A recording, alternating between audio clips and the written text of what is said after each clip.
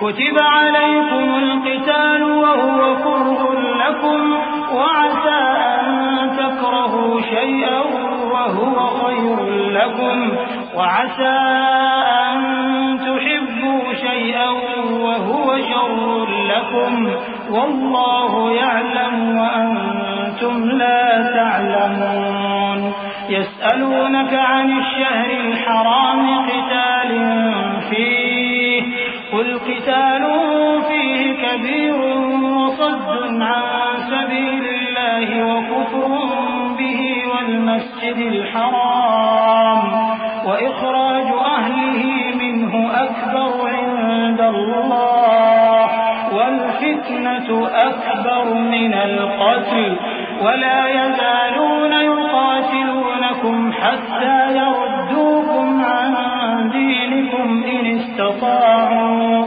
ومن يرتد منكم عن دينه فيمت وهو كافر فأولئك حبطت أعمالهم في الدنيا والآخرة وأولئك أصحاب النار هم فيها خالدون إن الذين آمنوا والذين هاجروا وجاهدوا في سبيل الله أولئك يرجون رحمة الله والله غفور رحيم.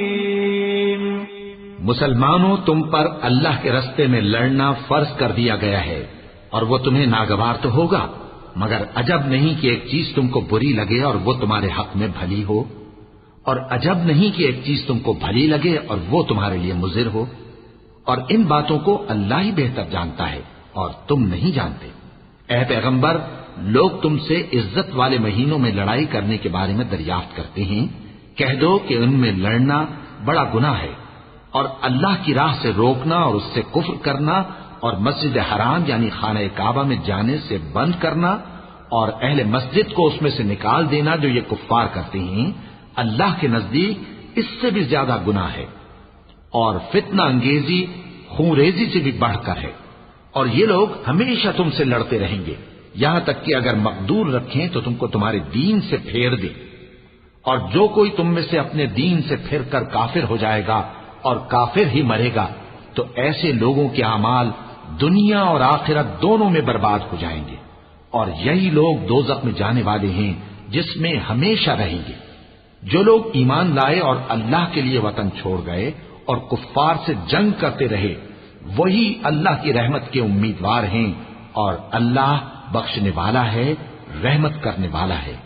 يسألونك عن الخمر والميسر قل فيهما إثم كبير ومنافع للناس وإثمهما أكبر من نفعهما ويسألونك ماذا ينفقون قل العفو كذلك يبين الله لكم الآيات لعلكم تتفكرون في الدنيا والآخرة ويسألونك عن اليتامى قل إصلاح لهم خير وإن تخالطوهم فإخوانكم والله يعلم المفسد من المصلح ولو شاء الله لأعنتكم إن الله عزيز حكيم.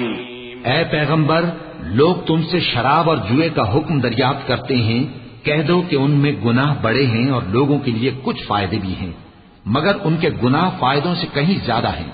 اور یہ بھی تم سے پوچھتے ہیں کہ اللہ کی راہ میں کون سا مال خرچ کریں، کہہ دو کہ جو ضرورت سے زیادہ ہو.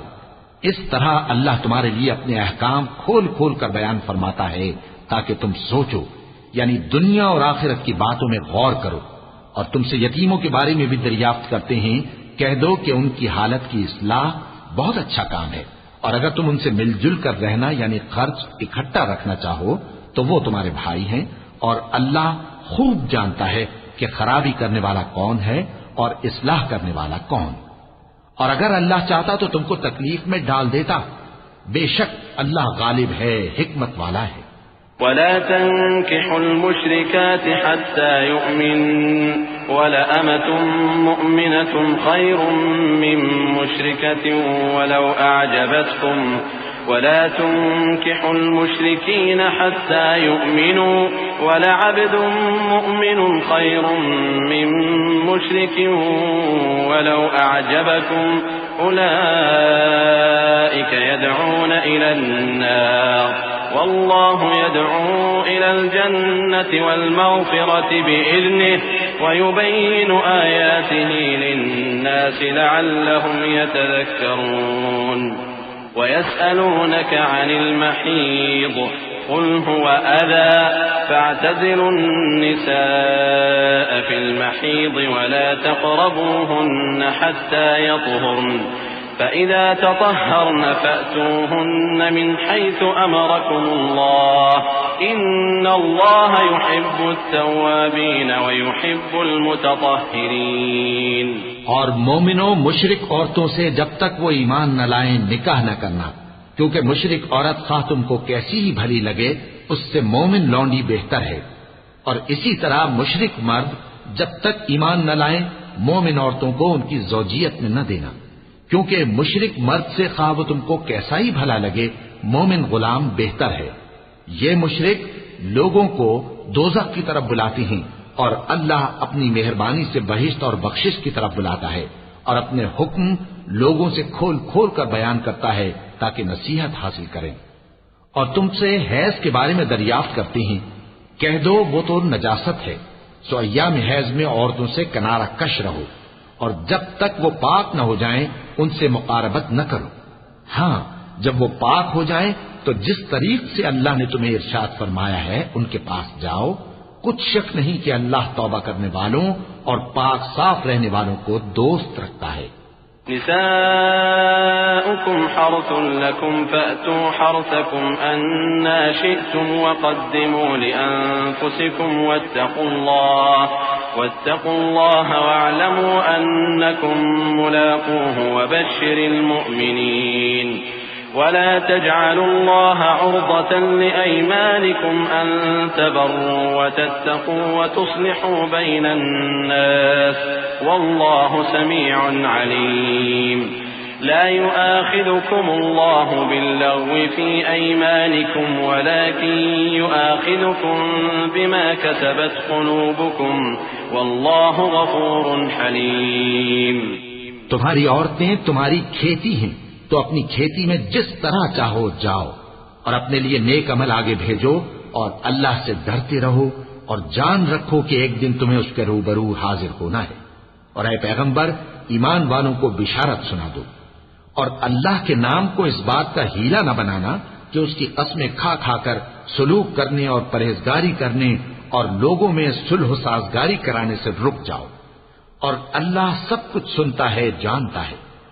اللہ تمہاری لغو قسموں پر تم سے مواخذہ نہیں کرے گا، لیکن جو قسمیں تم قصد دلی سے کھاؤ گے ان پر مواخذہ کرے گا. اور اللہ بخشنے والا ہے، بردبار ہے. للذين يؤلون من نسائهم تربص 4 أشهر فإن فاءوا فإن الله غفور رحيم. وإن عزموا الطلاق فإن الله سميع عليم. والمطلقات يتربصن بأنفسهن 3 قروء ولا يحل لهن أن يكتمن ما خلق الله في أرحامهن إن كن يؤمن بالله واليوم الآخر وبعولتهن أحق بردهن في ذلك إن أرادوا إصلاحا ولهن مثل الذي عليهن بالمعروف وللرجال عليهن درجة والله عزيز حكيم. جو لوگ اپنی عورتوں کے پاس جانے کی قسم کھا لیں ان کو 4 مہینے تک انتظار کرنا چاہیے. اگر اس عرصے میں قسم سے رجوع کر لیں تو اللہ بخشنے والا ہے، مہربان ہے. اور اگر طلاق کا ارادہ کر لیں تو بھی اللہ سنتا ہے، جانتا ہے. اور طلاق والی عورتیں 3 حیض تک اپنے تئیں روکے رہیں، اور اگر وہ اللہ اور روز قیامت پر ایمان رکھتی ہیں تو ان کو جائز نہیں کہ اللہ نے جو کچھ ان کے شکم میں پیدا کیا ہے اس کو چھپائیں، اور ان کے خاوند اگر پھر موافقت چاہیں تو اس مدت میں وہ ان کو اپنی زوجیت میں لے لینے کے زیادہ حقدار ہیں، اور عورتوں کا حق مردوں پر ویسا ہی ہے جیسے دستور کے مطابق مردوں کا حق عورتوں پر ہے، البتہ مردوں کو عورتوں پر ایک درجہ فضیلت ہے، اور اللہ غالب ہے، صاحب حکمت ہے۔ الطلاق مرتان فإمساك بمعروف أو تسريح بإحسان ولا يحل لكم أن تأخذوا مما آتيتموهن شيئا إلا أن يخافا ألا يقيما حدود الله فإن خفتم ألا يقيما حدود الله فلا جناح عليهما فيما افتدت به تلك حدود الله فلا تعتدوها ومن يتعد حدود الله فأولئك هم الظالمون فإن طلقها فلا تحل له من بعد حتى تنكح زوجا غيره فإن طلقها فلا جناح عليهما أن يتراجعا إن ظنا أن يقيما حدود الله وتلك حدود الله يبينها لقوم يعلمون۔ طلاق صرف 2 بار ہے، یعنی جب 2 دفعہ طلاق دے دی جائے تو پھر عورتوں کو یا تو بطریق شائستہ نکاح میں رہنے دینا ہے یا بھلائی کے ساتھ چھوڑ دینا، اور یہ جائز نہیں کہ جو مہر تم ان کو دے چکے ہو اس میں سے کچھ واپس لے لو۔ ہاں، اگر زن و شوہر کو خوف ہو کہ وہ اللہ کی حدوں کو قائم نہیں رکھ سکیں گے تو اگر عورت خاوند کے ہاتھ سے رہائی پانے کے بدلے میں کچھ دے ڈالے تو دونوں پر کچھ گناہ نہیں۔ یہ اللہ کی مقرر کی ہوئی حدیں ہیں، ان سے باہر نہ نکلنا، اور جو لوگ اللہ کی حدوں سے باہر نکل جائیں گے وہ گناہگار ہوں گے۔ پھر اگر شوہر 2 طلاقوں کے بعد تیسری طلاق عورت کو دے دے تو اس کے بعد جب تک عورت کسی دوسرے شخص سے نکاح نہ کر لے اس پہلے شوہر پر حلال نہ ہوگی۔ ہاں، اگر دوسرا خاوند بھی طلاق دے دے اور عورت اور پہلا خاوند پھر ایک دوسرے کی طرف رجوع کر لیں تو ان پر کچھ گناہ نہیں، بشرطے کہ دونوں یقین کریں کہ اللہ کی حدوں کو قائم رکھ سکیں گے، اور یہ اللہ کی حدیں ہیں، ان کو وہ ان لوگوں کے لیے بیان فرماتا ہے جو علم رکھتے ہیں۔ وَإِذَا طَلَّقْتُمُ النِّسَاءَ فَبَلَغْنَ أَجَلَهُنَّ فَأَمْسِكُوهُنَّ بِمَعْرُوفٍ أَوْ سَرِّحُوهُنَّ بِمَعْرُوفٍ وَلَا تُمْسِكُوهُنَّ ضِرَارًا لِتَعْتَدُوا وَمَن يَفْعَلْ ذَلِكَ فَقَدْ ظَلَمَ نَفْسَهُ وَلَا تَتَّخِذُوا آيَاتِ اللَّهِ هُزُوًا واذكروا نعمة الله عليكم وما أنزل عليكم من الكتاب والحكمة يعظكم به واتقوا الله واعلموا أن الله بكل شيء عليم۔ وإذا طلقتم النساء فبلغن أجلهن فلا تعضلوهن أن ينكحن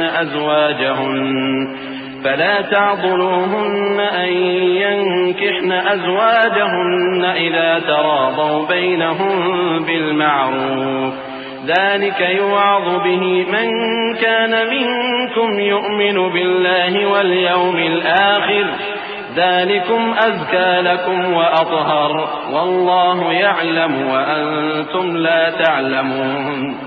اور جب تم عورتوں کو 2 دفعہ طلاق دے چکو اور ان کی عدت پوری ہو جائے تو انہیں یا تو حسن سلوک سے نکاح میں رہنے دو یا بطریق شائستہ رخصت کر دو، اور اس نیت سے ان کو نکاح میں نہ رہنے دینا چاہیے کہ انہیں تکلیف دو اور ان پر زیادتی کرو، اور جو ایسا کرے گا وہ اپنا ہی نقصان کرے گا۔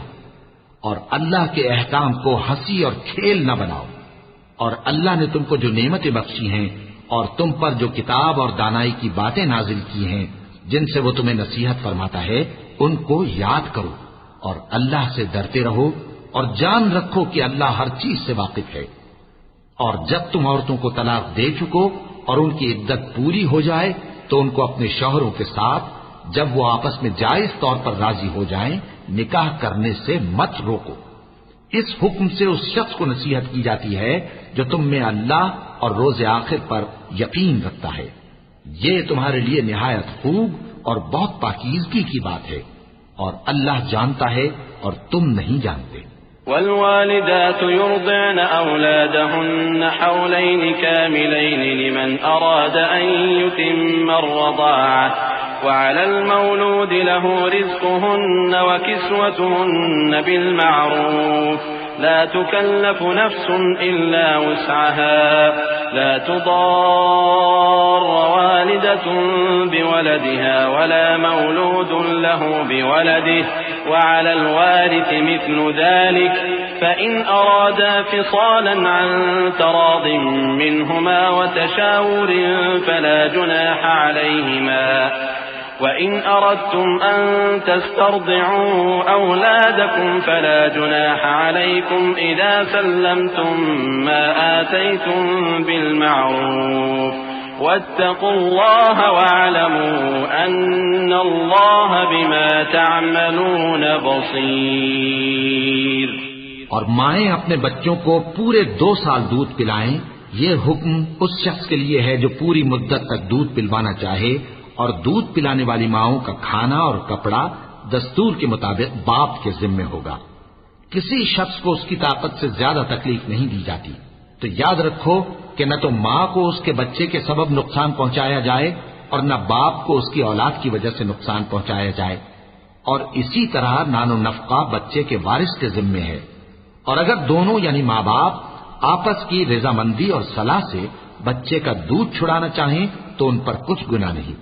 اور اگر تم اپنی اولاد کو دودھ پلوانا چاہو تو تم پر کچھ گناہ نہیں، بشرطے کہ تم دودھ پلانے والیوں کو دستور کے مطابق ان کا حق جو تم نے دینا کیا تھا دے دو. اور اللہ سے ڈرتے رہو اور جان رکھو کہ جو کچھ تم کرتے ہو اللہ اس کو دیکھ رہا ہے. والذين يتوفون منكم ويذرون أزواجا يتربصن بأنفسهن 4 أشهر و10 فإذا بلغن أجلهن فلا جناح عليكم فيما فعلن في أنفسهن بالمعروف والله بما تعملون خبير.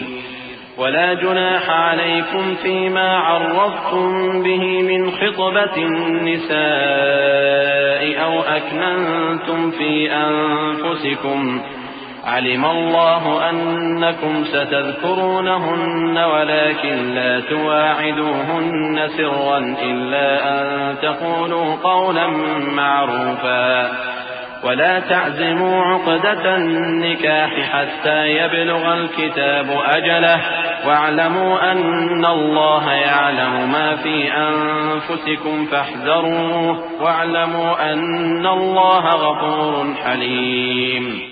اور جو لوگ تم میں سے مر جائیں اور عورتیں چھوڑ جائیں تو وہ عورتیں 4 مہینے اور 10 دن اپنے آپ کو روکے رہیں. اور جب یہ عدت پوری کر چکیں اور اپنے حق میں پسندیدہ کام یعنی نکاح کر لیں تو تم پر کچھ گناہ نہیں. اور اللہ تمہارے سب کاموں سے واقف ہے. اگر تم اشارے کنائے میں عورتوں کو نکاح کا پیغام بھیجو یا نکاح کی خواہش کو اپنے دلوں میں مخفی رکھو تو تم پر کچھ گناہ نہیں. اللہ کو معلوم ہے کہ تم ان سے نکاح کا ذکر کرو گے، مگر ایام عدت میں اس کے سوا کے دستور کے مطابق کوئی بات کہہ دو، پوشیدہ طور پر ان سے قول و قرار نہ کرنا. اور جب تک عدت پوری نہ ہو لے نکاح کا پختہ ارادہ نہ کرنا. اور جان رکھو کہ جو کچھ تمہارے دلوں میں ہے اللہ کو سب معلوم ہے، تو اس سے ڈرتے رہو اور جان رکھو کہ اللہ بخشنے والا ہے، حلم والا ہے. لا جناح عليكم إن طلقتم النساء ما لم تمسوهن أو تفرضوا لهن فريضة ومتعوهن على الموسع قدره وعلى المقتر قدره متاعا بالمعروف حقا على المحسنين. وإن طلقتموهن من قبل أن تمسوهن وقد فرضتم لهن فريضة فنصف ما فرضتم إلا أن يعفون أو يعفو الذي أو يعفو الذي بيده عقدة النكاح وأن تعفوا أقرب للتقوى ولا تنسوا الفضل بينكم إن الله بما تعملون بصير۔ اور اگر تم عورتوں کو ان کے پاس جانے یا ان کا مہر مقرر کرنے سے پہلے طلاق دے دو تو تم پر کچھ گناہ نہیں۔ ہاں، ان کو دستور کے مطابق کچھ خرچ ضرور دو، یعنی مقدور والا اپنے مقدور کے مطابق دے اور تنگ دست اپنی حیثیت کے مطابق۔ نیک لوگوں پر یہ ایک طرح کا حق ہے۔ اور اگر تم عورتوں کو ان کے پاس جانے سے پہلے طلاق دے دو لیکن مہر مقرر کر چکے ہو تو آدھا مہر دینا ہوگا۔ ہاں، اگر عورتیں مہر بخش دیں یا مرد جن کے ہاتھ میں عقد نکاح ہے اپنا حق چھوڑ دیں اور پورا مہر دے دیں تو ان کو اختیار ہے۔ اور اگر تم مرد لوگ ہی اپنا حق چھوڑ دو تو یہ پرہیزگاری کی بات ہے، اور آپس میں بھلائی کرنے کو فراموش نہ کرنا۔ کچھ شک نہیں کہ اللہ تمہارے سب کاموں کو دیکھ رہا ہے۔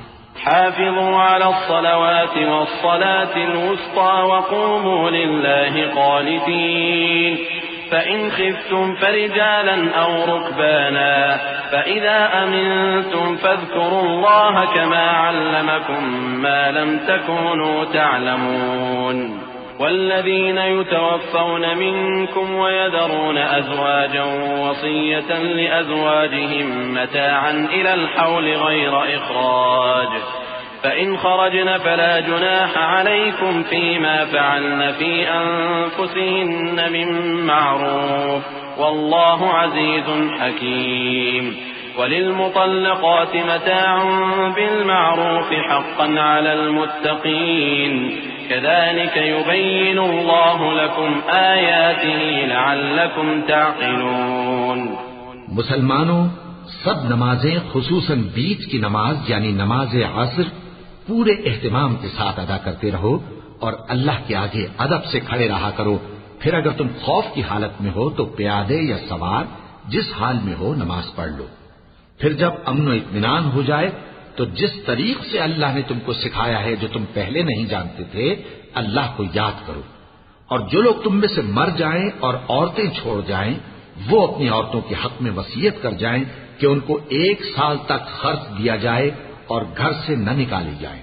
ہاں، اگر وہ خود گھر سے چلی جائیں اور اپنے حق میں پسندیدہ کام یعنی نکاح کر لیں تو تم پر کچھ گناہ نہیں، اور اللہ زبردست ہے، حکمت والا ہے۔ اور مطلقہ عورتوں کو بھی دستور کے مطابق نان و نفقہ دینا چاہیے، پرہیزگاروں پر یہ بھی حق ہے۔ اسی طرح اللہ اپنے احکام تمہارے لیے بیان فرماتا ہے تاکہ تم سمجھو۔ ألم تر إلى الذين خرجوا من ديارهم وهم ألوف حذر الموت فقال لهم الله موتوا ثم أحياهم إن الله لذو فضل على الناس ولكن أكثر الناس لا يشكرون وقاتلوا في سبيل الله واعلموا أن الله سميع عليم من ذا الذي يقرض الله قرضا حسنا فيضاعفه له أضعافا كثيرة والله يقبض ويبسط وإليه ترجعون۔ بھلا تم نے ان لوگوں کو نہیں دیکھا جو شمار میں ہزاروں ہی تھے اور موت کے ڈر سے اپنے گھروں سے نکل بھاگے تھے؟ تو اللہ نے ان کو حکم دیا کہ مر جاؤ، پھر ان کو زندہ بھی کر دیا۔ کچھ شک نہیں کہ اللہ لوگوں پر مہربانی رکھتا ہے، لیکن اکثر لوگ شکر نہیں کرتے۔ اور مسلمانوں، اللہ کی راہ میں جہاد کرو اور جان رکھو کہ اللہ سب کچھ سنتا ہے، سب کچھ جانتا ہے۔ کون ہے کہ اللہ کو قرض حسنہ دے کہ وہ اس کے بدلے اس کو کئی گنا زیادہ دے گا، اور اللہ ہی روزی کو تنگ کرتا اور وہی اسے کشادہ کرتا ہے، اور تم اسی کی طرف لوٹ کر جاؤ گے۔ ألم تر إلى الملأ من بني إسرائيل من بعد موسى إذ قالوا لنبي لهم ابعث لنا ملكا نقاتل في سبيل الله قال هل عسيتم إن كتب عليكم القتال ألا تقاتلوا قالوا وما لنا ألا نقاتل في سبيل الله وقد أخرجنا من ديارنا وأبنائنا فلما كتب عليهم القتال تولوا إلا قليلا منهم والله عليم بالظالمين وقال لهم نبيهم إن الله قد بعث لكم طالوت ملكا قالوا أنى يكون له الملك علينا ونحن أحق بالملك منه ولم يؤت سعة من المال قال إن الله اصطفاه عليكم وزاده بسطة في العلم والجسم والله يؤتي ملكه من يشاء والله واسع عليم. بھلا تم نے بنی اسرائیل کی ایک جماعت کو نہیں دیکھا جس نے موسیٰ کے بعد اپنے پیغمبر سے کہا کہ آپ ہمارے لیے ایک بادشاہ مقرر کر دیں تاکہ ہم اللہ کی راہ میں جہاد کریں؟ پیغمبر نے کہا کہ اگر تم کو جہاد کا حکم دیا جائے تو ایسا تو نہیں کہ لڑنے سے پہلو تہی کرو. وہ کہنے لگے کہ ہم اللہ کی راہ میں کیوں نہ لڑیں گے جبکہ ہم وطن سے خارج اور بال بچوں سے جدا کر دیے گئے.